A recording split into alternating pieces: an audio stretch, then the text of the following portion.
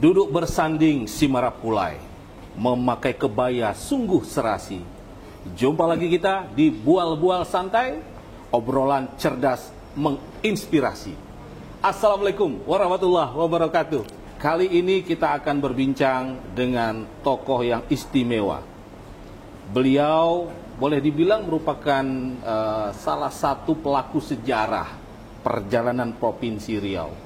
Tokoh yang sudah malang melintang di berbagai organisasi, ormas, kemudian organisasi profesi, dan mewarnai perjalanan politik sosial di Riau. Nah, siapa tokohnya? Kita bersama Pak Haji Mazir Mid, SEMBA. Assalamualaikum Pak Yanda. Waalaikumsalam warahmatullahi wabarakatuh. Wah, kayaknya masih segar ini. Walaupun amin. Alhamdulillah. Mungkin jarang terlihat di media-media, tapi kelihatannya sibuk juga ini aktivitas sehari-hari, Ayanda. Amin. Baik, Ayanda, ini karena sudah lama barangkali publik tidak mendengar langsung kisah-kisah dari Ayanda. Jadi pada kesempatan hari ini kita ingin mengupas banyak hal, ya terutama tentang Riau lah ya, karena tadi saya sudah sampaikan Ayanda ini termasuk pelaku sejarah di Riau. Organisasi yang dibentuk, kemudian mungkin juga diinisiasi sudah sangat banyak. Kalau tidak salah pernah jadi ketua NU Riau, betul ya ada ya? Wah, kemudian pendiri Gapensi, wah, dan banyak sekali anggota DPRD provinsi. Pernah juga jadi anggota DPRD provinsi. Jadi kita ingin tahu juga lah tentang bagaimana perjalanan Riau ini di mata Ayanda sekarang. Kalau melihat sekarang, ya kita sudah masuk tahun 2024, ini akan bergakhir juga masuk ke tahun 2025. Dalam pandangan Ayanda, seperti apa Riau saat ini? Ya. Terima kasih. Assalamualaikum warahmatullahi wabarakatuh. Waalaikumsalam. Sungguh besar pohon kayu, di mana-mana ada buahnya. Sungguh besar Riau itu. Ia sekata letak tuahnya. Wah. Riau yang kita ketahui adalah sangat unggul di bidang sumber daya alam. Ya. Dan geografis, dia berada di tengah-tengah Pulau Sumatera. Ya. Tapi yang kita ketahui selama ini, apa yang terjadi di bumi Lancang Kuning Riau ini, rumahnya Melayu ini adalah bertolak belakang dengan apa yang dia punya sendiri. Ya. Keunggulan-keunggulan banyak gitu. Ya, terutama dari sumber daya alam, ya. Geografis tadi yang saya katakan. Kita lihat dari keseluruhannya, ya, sejak pada Kepri menjadi termasuk Provinsi Riau dulu gitu. Betul. Juga tidak sebanding dengan apa yang kita alami, yang kita lihat dengan provinsi-provinsi tetangga, ya, yang telah begitu maju infrastrukturnya.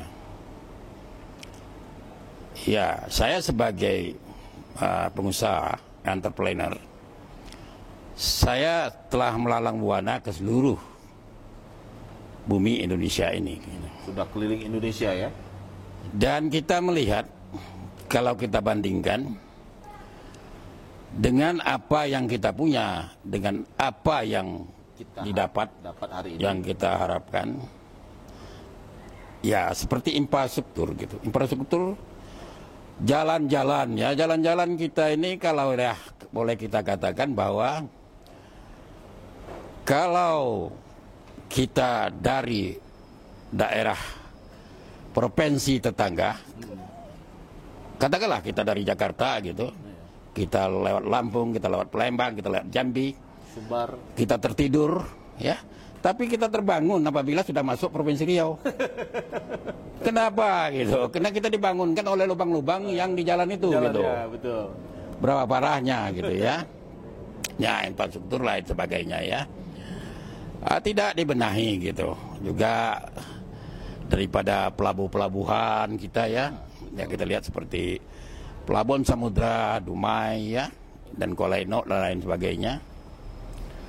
Ini kan tidak sebanding dengan katakanlah provinsi yang kita mekarkan. Ya. Katakan Provinsi Kepri. Berapa hebatnya Batam, berapa hebatnya Tanjung Pinang. Ya. Kembang sangat pesat ya. Nah, dia bisa bersaing ya. Bisa menjadi kompetitif dengan dunia luar, katakanlah dengan Malaysia. Ya. Ya, kalau kita lihat ya. Ya mungkin sekarang hebatnya mungkin jalan-jalannya gitu. Kalau kita ke Singapura, kayak kita lihat Batam gitu. Ya agak serupa aja lah, 11-12 gitu kan, bagusnya gitu. Lebar ya. Lebar lagi banyak ya. Tapi kalau kita lihat Riau ini sendiri ya, tidak negeri asal ya, Riau ini sendiri. Dari dulu sampai sekarang itu saja ya. Ya salah siapa, kita tentu tidak akan mencari siapa yang salah. Kita dalam hidup ini, kita mencari, membetulkan apa masalahnya, solusi gitu ya. Kita katakanlah punya minyak ya, seperti di dasar bumi kita, di atas bumi kita gitu. Katakanlah di dasar bumi kita, ya sudah habis, hampir habis, terkuras, terjual gitu. Barrel, ya, kan? Yang membiayai pembangunan secara nasional ini gitu kan. Nah, ada apa dengan kita? Ya. Seperti daerah lain gitu. Hanya mungkin tidak sebanding lah ya penghasilan sumber daya alamnya, katakanlah pertambangannya dengan Riau ini gitu. Ya. Tapi dia mempunyai universitas gitu, pertambangan. Riau sendiri punya apa? Ya, ya. Kan dilihat tidak dua mata, sebelah mata aja dilihat kan. Ya, ya. Apa yang ada di sini gitu kan? Inilah kita perlu ya, artinya mengangkat untuk membangun ini pertama sumber daya alam. Ya. Sumber daya manusia, ya. Nah itu tadi apakah kita tidak bisa sejahtera dengan sumber daya alam yang melimpah itu karena kita kekurangan sumber daya manusia yang mumpuni, atau ini sebenarnya persoalan politik? Saya melihat begini ya, pembangun itu, ya dasar dari pembangun itu adalah budaya ya. Melihat budaya, etos kerja daripada masyarakat Riau ini, ya. Terutama masyarakat Melayu. Masyarakat Melayu ini, masyarakat yang hidup di pesisir, katakanlah hidup dengan air ya, sungai-sungai itu. Ya, ya. Itu masyarakat Melayu, ya. Dia bagaikan, kalau diberi pekerjaan di darat, bagaikan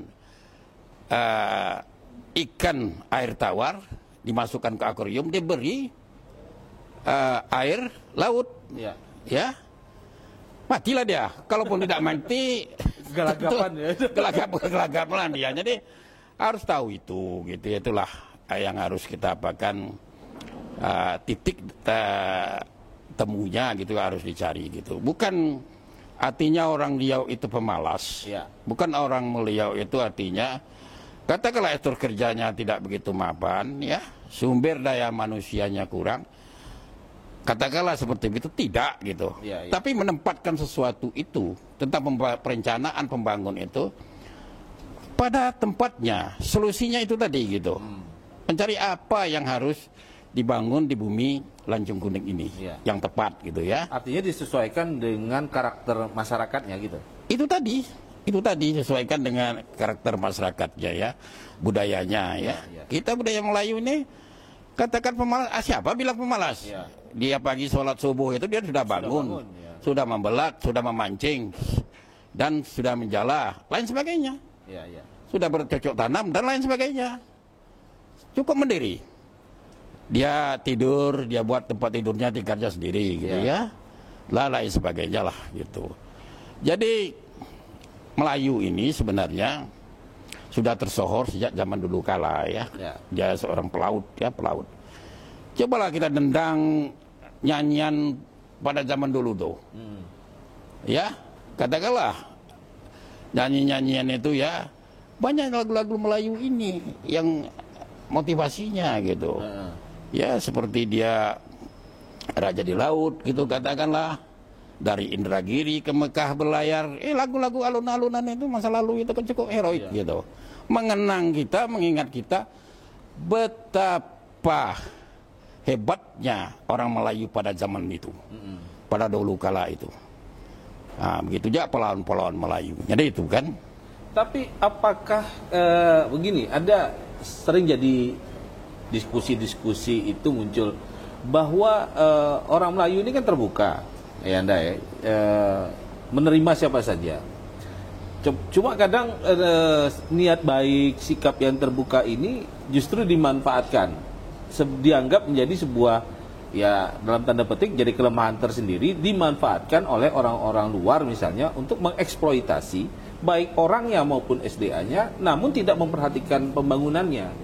Nah, apakah itu bisa dipahami hal seperti itu?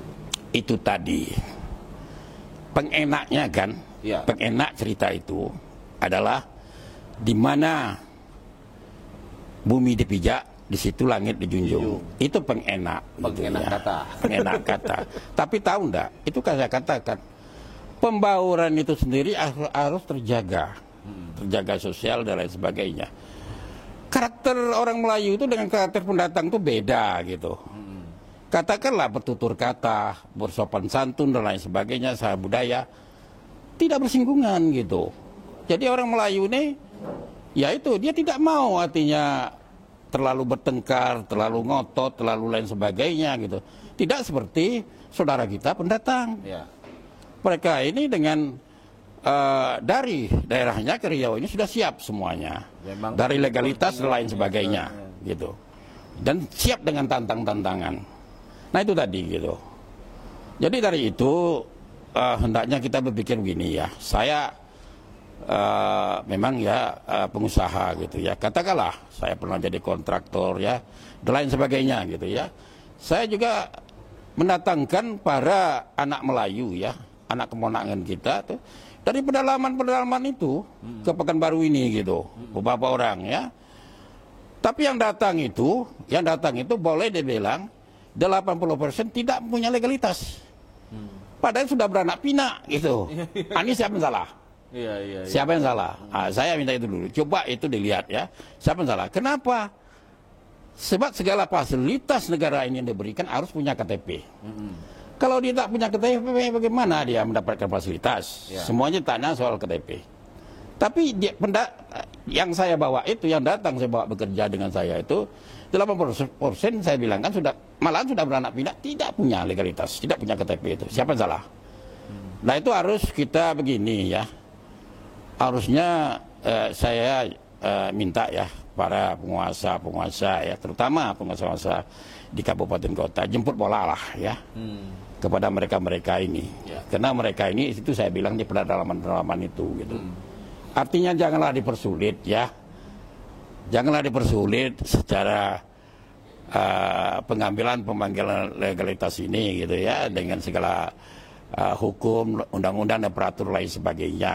Nah, kalau ini bisa kita ayomi, mengapa tidak kita ayomi? Kan itu, inilah yang menjadi satu masalah mungkin ya, ke dalam sumber daya manusia itu sendiri gitu. Bagaimana dia mau mendapatkan fasilitas yang lebih jauh, yang lebih baik? Kalau legalitas sendiri dia tidak punya.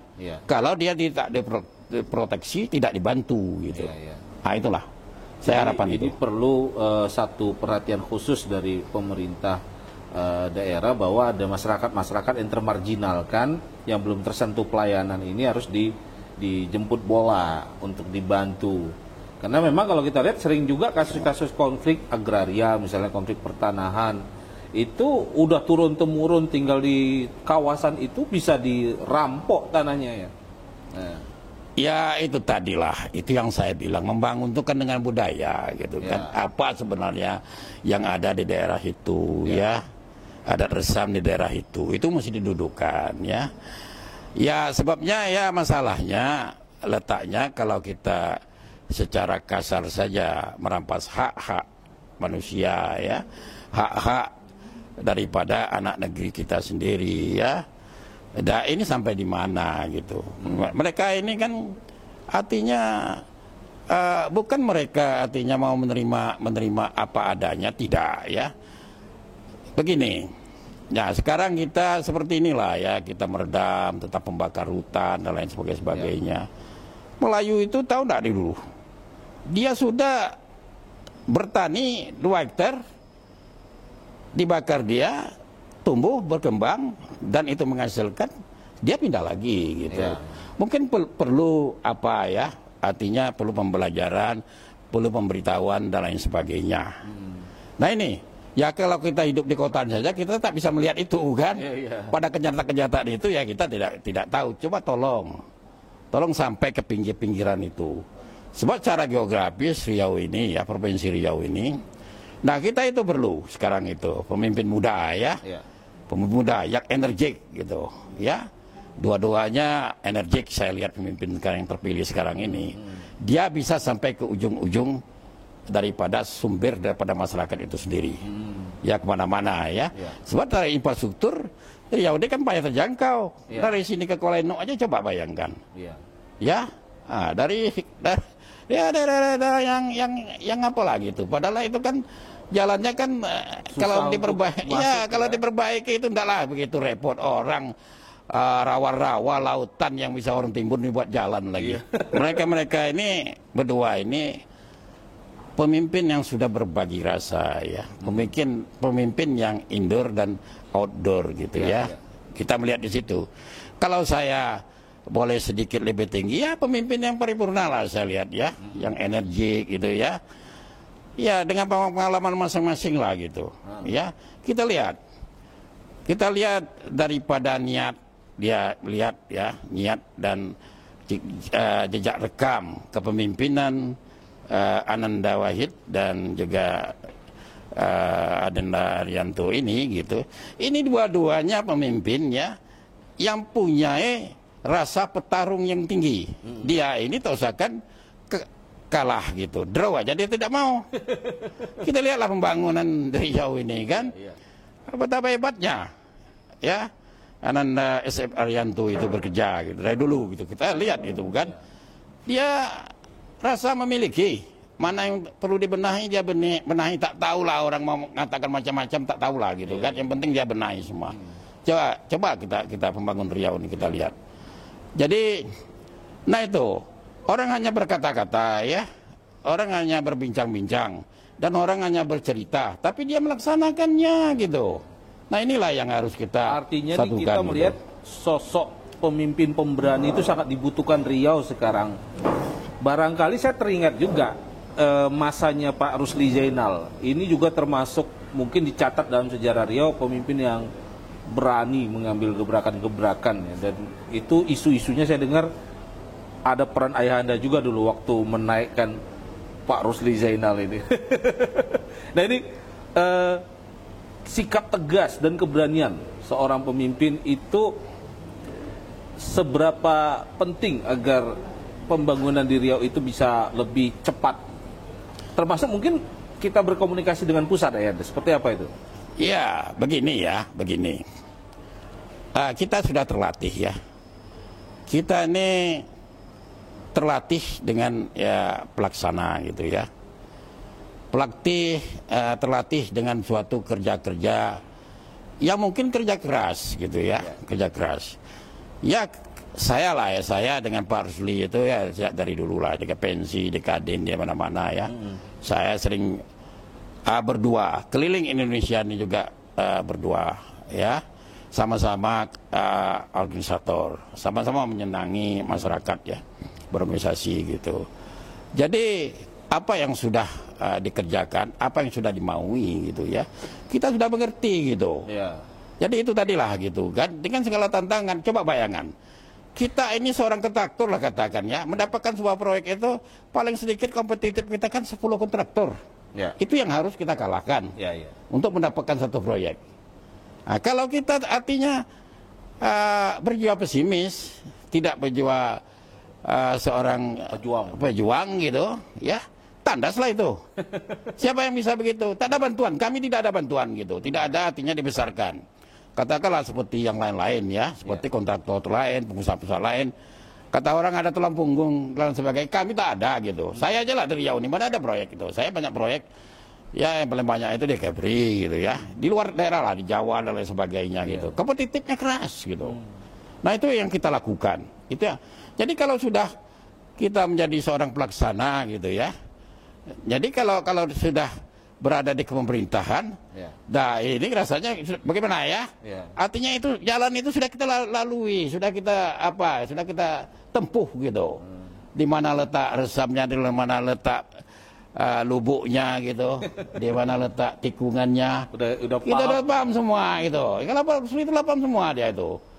Jadi ya yang penting itu lah jiwa mau membangunnya tuh sebagai inovator ya, sebagai suatu jiwa gitu, yang itu tadi saya katakan, bisa diambil ya. Kalau Pak Rusli itu juga begitu, dia tidak mau kalah. Nggak mau kalah. Dia tidak mau kalah. Dulu aja itu saya berani ngambil risiko ya. Berani ngambil risiko apa aja, coba lihat dia tuh. Coba lihat, sampai sekarang badan segar bugar gitu kan. Bermasyarakat juga bagus, enak gitu. Itulah, ini pemimpin berdua ini saya lihat ya, saya bukan artinya katakanlah ini karena mereka terpilih ya. Nah, kita artinya bermanis-manis bicaranya tidak gitu. Saya dari dahulu sudah itulah yang saya lihat gitu ya. Artinya kita perlu pemimpin yang energik, yang muda ya. Ada catatan khusus yang ingin Anda sampaikan kepada dua pemimpin Riau yang akan segera menakodai provinsi ini. Apa yang paling penting dalam waktu singkat? Mungkin kalau istilah orang sekarang ada program kerja 100 hari lah atau apa. Tapi oke lah, anggap apa yang menjadi prioritas di awal harus segera dilakukan. Iya, kita kan artinya menyimak ya visi misi ya, program jangka pendek dan program jangka panjang ya. Dalam waktu dekat ini yang perlu dibenahi ya. Yaitu perbaikan infrastruktur, ya, itu yang perlu dibenahi. Tak kalah penting juga gitu, peningkatan daripada sumber daya manusia gitu. Kasihan anak-anak kita yang di daerah kan, kompetitifnya dengan luar kalah gitu. Nah ini tolong ini dicari solusinya gitu, gimana gitu. Gimana? Kalaupun ada penerimaan di sini oleh perusahaan besar dan lain sebagainya, paling orang India itu diterima itu 20% gitu. Nah itulah apa sebabnya kita pun tak tahu gitu. Alasannya seringkali karena skillnya kurang gitu. Nah kalau itu skill kurang itu salah siapa? Kalau disalahkan mereka aja kita tak adil. Karena orang bodoh itu diajar itu siapa yang tak bisa pintar gitu. Kalau orang nakal diajar itu susah. Tapi kalau orang katakan skillnya kurang gitu, bisa dilatih ya? Kita lah pemimpin lah itu yang bertanggung jawab bagaimana melatihnya, bagaimana dia bisa menjadi kompetitif, bagaimana dia bisa dibawa menjadi orang yang profesional gitu, kita gitu. Dan kita lihat di sini ya, seperti mahasiswa sekarang ini ya, katakanlah banyak kampus-kampus di Riau ini kan, saya mendengar dan saya artinya mendapat keluhan dari anak kemonaan selaku saya, tokoh Melayu ya. Kami katanya mendapatkan beasiswa katanya gitu kan. Kebetulan ada terbuka beasiswa. Di salah satu kampus dan beberapa kampus ya. Tapi tahu enggak berapa orang Riau itu yang dapat beasiswa itu? Kalaupun dia 100, itu dapat 25 aja udah untung tuh. Ini apa tak dipikirkan gitu. Padahal itu kesempatan untuk masyarakat tempatan, untuk masyarakat katakanlah pemilik sah negeri Melayu ini gitu. Itu saya juga miris itu merasakan itu gitu. Tolong kita dibantu gitu sumber daya manusianya. Kita artinya tidak menyalahkan siapa-siapa, tidak menyalahkan pemimpin masa lalu ya. Mungkin kena keadaan, kena kondisi dan lain sebagainya ya. Banyak cerita dan lain sebagainya. Ada hambatan-hambatan. Tapi untuk pemimpinnya yang akan datangnya saya punya harapan gitu. Punya harapan untuk itu ya. Sebagaimana visi misinya Pak Ananda Wahid anak Yanto ini gitu, bisa berdua gitu ya. Bersama gitu mengarung batra ini gitu. Dua-duanya itulah yang saya bilang tadi. Kalau kita bikin makanan itu enak dimakan, karena dua-duanya ramuan yang cocok ini saling gitu. Melengkapi ya, saling melengkapi gitu kan. Nah inilah yang kita pengenlah kita ya juga dalam hal ini ya saling menyalahkan ya, saling artinya bertindak sedap muka lah lain sebagainya. Yang namanya pilkada itu ya, itu kepentingan sesaat itu telah berlalu. Tidak ada nomor lagi gitu. Kita bersatu ini kita bantulah ya pemimpin kita nih. Siapa ya lagi yang harus membantu kalau kita tidak membantu gitu? Siapa lagi gitu?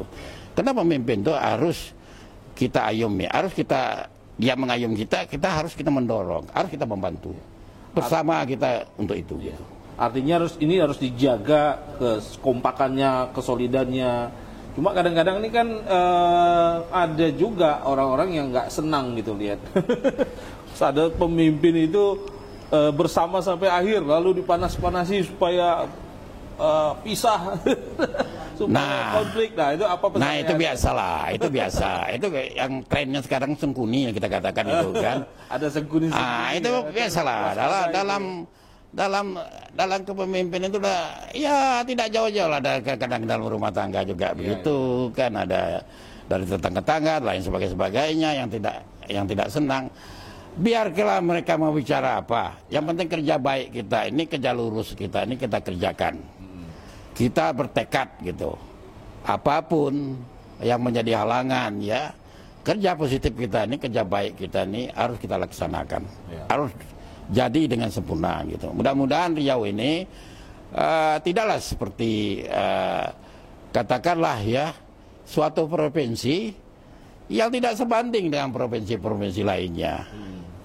Secara sumber daya alam ya, kalau kita bandingkan dengan Sumbar ya, bukan kita mengecilkan Sumbar, tidak gitu. Lebih jauh, lebih luas Riau, jauh lebih banyak Riau. Sumber daya alamnya jauh lebih banyak. Tapi sumber daya manusianya kita akui lebih unggul Sumbar gitu. Nah inilah sumber daya manusia inilah yang harus kita pacu gitu. Mengapa tidak bisa itu? Riau juga sering disebut-sebut kalah dalam lobby-lobby di pusat Ayanda nih. Nah, kalau lihat dua figur ini, kira-kira Ayanda positif optimis nggak kalau ke depan ini kita bisa raih banyak dana sebenarnya dari pemerintah pusat? Nah, inilah keunikan Indonesia ya. Itulah. Dia tidak sama dengan negara-negara tetangga kita gitu ya. Karena kepiawaian daripada pemimpin daerah, katakanlah gubernur dan wakil gubernur itu sangat diminta gitu ya, untuk katakanlah tadi itu melobi pusat dan lain sebagainya. Sekarang ini kalau kita melihat katakanlah gubernur ya Ananda Abdul Wahid ini, apalagi dari pusat, dia kan seorang anggota dewan, sudah beradaptasi dengan tokoh-tokoh di nasional gitu ya dengan kabinet lah lain sebagainya ya, sudah tahu gitu, sudah dia artinya berkawan dan lain sebagainya. Tambah lagi Anda SF Arianto ini gitu kan, dia sudah pengalaman dari dulu gitu, sempat jadi dia mobilnya tinggi gitu ya. Kalau kita lihatlah, kalau mana lah ada pembangunan ini kalau tak di tangan beliau ya, kalau tak peran beliau, saya akui gitu. Jadi kita yang betul itu, yang benar itu harus kita benarkan juga, kita akui gitu. Yang tidak itu ya, kita diam-diam sajalah itu kan. Itu seperti gitu. Jadi kepiawaian itu ya, artinya negosiator itu, saya tidak arti mengecilkan mereka berdua ini gitu. Dia cukup mereka berdua ini, cukup pintar gitu. Nah, cuma itu tadi harus berbagi ya, harus berbagi bagaimana ya. Itu tadi harus sampai ya. Mereka ini dalam satu sampan, katakan satu batra ke Pulau Impin itu berdua ini harus sampai gitu. Jangan ada di tengah laut pula bercekak pula lain sebagainya kan. Tak tahu kita sembunyi-sembunyi ini. Tentu ini peran-peran para tokoh di Riau seperti Ayah Anda lah ya, tokoh-tokoh masyarakat, tokoh-tokoh adat dan sebagainya tentu besar ini untuk terus mengawal. Apalagi kalau saya lihat Pak Wahid dan SF Arianto ini juga dari awal kampanye itu bersama Ustadz Abdul Somad, seorang ulama yang barangkali kita sudah tak ragukan lagi lah kalibernya. Nah ini kan tentu bagaimana peran para tokoh-tokoh Riau ini bisa terus menjaga kondisivitas ini penting sekali Ayanda. Kita itu tadi saya bilang kan, kita tidaklah sembarang, ya, tidaklah memilih kucing di dalam karung, gitu ya. Saya terus terang gitu. Sejak beliau ini berkiprah menjadi katakanlah ya masuk ke rumah politik gitu, saya sangat mengkaderkan beliau gitu. Ya, saya lihat apalagi yang kurang sama beliau ini, orangnya santri, santun, ya orangnya tak pernah neko-neko gitu lain sebagainya. Soal ngomong juga di Jakarta tuh tak kalah-kalah lah gitu kan. Jadi anggota dewan kita lihat gitu, dia ngomong kok. Kepentingan Riau ini apa dia sampaikan gitu. Kita sering berhubungan kok apa yang menjadi kepentingan Riau ini. Nah mereka menerobos itu gitu. Jadi inilah yang kita harapkan ya. Ya di hadapan ini. Nah itu tadi. Kalau kita masih juga pesimis gitu, saya tak tahu lah ya. Tapi kalau saya sendiri sangat-sangat optimis dengan berdua ini gitu. Dengan sandingan yang serasi ini gitu. Saya sangat optimis gitu. Dan mereka berdua ini bisalah menjawab tantang-tantang tadi untuk kepentingan Riau kehadapan ini. Oke. Wah. Jadi ini satu momentum yang saya kira juga menjadi sesuatu yang menambah semangat lah ya. Kita mungkin Riau yang sekian lama ya walaupun bukan dikatakan Riau ini nggak ada kemajuan, cukup berarti juga lah kemajuan, tapi mungkin tadi dibanding dengan apa yang kita miliki, kekayaan yang kita miliki dengan apa yang kita dapatkan sekarang ini tergolong masih tidak sesuai dengan yang diharapkan. Baik, ini asik sekali ngobrol-ngobrolnya, bual-bualnya dengan Ayanda ini, banyak hal yang barangkali bisa menjadi pencerahan bagi kita. Terakhir, barangkali ada pesan nggak untuk ya sebenarnya ini semua baru ya, DPRD-nya juga kabupaten kota baru, wali kotanya kan serentak itu juga dapat wali kota baru, apalagi ada dari Indragiri Hulu kan, ini juga bupatinya baru. Nah, apa barangkali pesan Ayanda terhadap para pemimpin, tidak hanya di provinsi tapi juga di kabupaten kota, kemudian para wakil rakyatnya juga? Ya tentu ya. Saya sangat berharap gitu ya, sangat berharap ini momentum kita untuk maju, kesempatan kita yang mungkin ya tidak akan ada lagi beberapa kesempatan gitu ya. Itu kenapa saya bilang demikian.